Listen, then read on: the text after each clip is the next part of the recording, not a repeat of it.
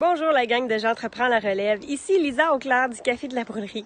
J'ai reçu vos questions et voici mes réponses. Première question, c'était qu'est-ce qui nous a inspiré à nous lancer en affaires?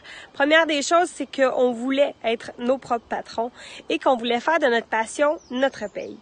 Donc c'est pour ça que cette décision-là a été prise. Se lancer en affaires et être son propre patron, c'est aussi prendre des risques, c'est aussi créer une valeur dans son entreprise et une valeur auprès aussi des employés qui travaillent pour nous.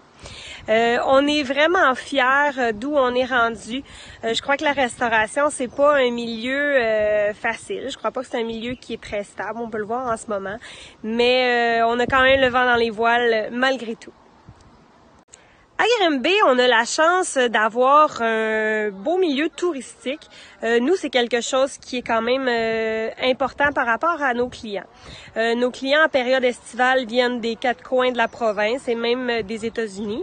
Je pense que Granby mise beaucoup sur les pistes cyclables, sur le zoo, sur les activités estivales comme le Festival des voitures anciennes. Donc pour nous, ça a été important d'aller cibler cette clientèle-là, sachant que c'était une grosse part du marché durant l'été. En dehors de la saison estivale, ce qui est important, c'est que les gens se sentent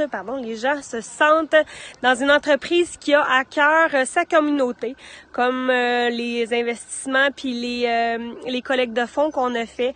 La communauté est très reconnaissante quand une entreprise est capable aussi de redonner et de justement avoir à cœur des valeurs très profonde là, par rapport à sa communauté. La crise a eu pour impact de supprimer tous nos employés. Il a fallu passer de 40 à 0 employés, ce qui a été quand même quelque chose de difficile. Comment qu'on dans le fond qu'on a pu gérer la crise, ça a été vraiment là de couper la saignée, si on veut dire. Nous on gère le frais, le périssable avec la nourriture. Donc non, on pouvait pas se permettre d'avoir un inventaire de nourriture qu'on n'était pas certain de vendre.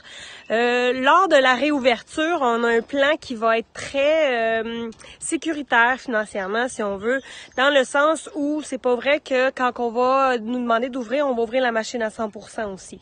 On va faire vraiment attention à nos dépenses par rapport à nos revenus pour être sûr que le côté financier fonctionne toujours. Je crois que de toute façon, dans la vie, ça fonctionne toujours comme ça.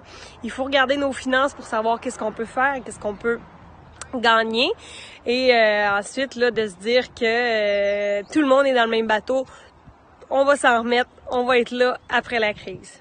En ces temps de crise, on a vraiment dû s'adapter à la nouvelle façon de faire et aux procédures gouvernementales.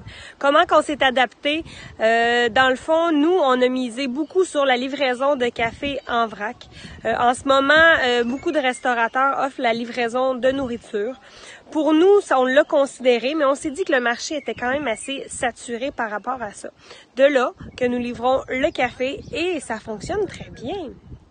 En gestion de crise, je pense que le plus important, c'est de garder son mind focus, son bon mental.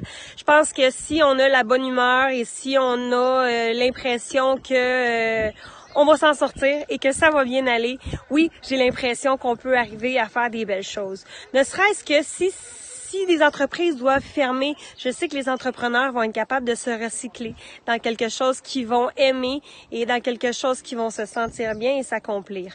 Donc, je pense qu'une crise est une bonne période peut-être pour se poser des questions aussi, puis revoir des plans d'affaires, revoir des façons de faire et tout ça. Donc, c'est le temps de faire le ménage dans une situation de crise et de s'en sortir toujours un peu plus grand.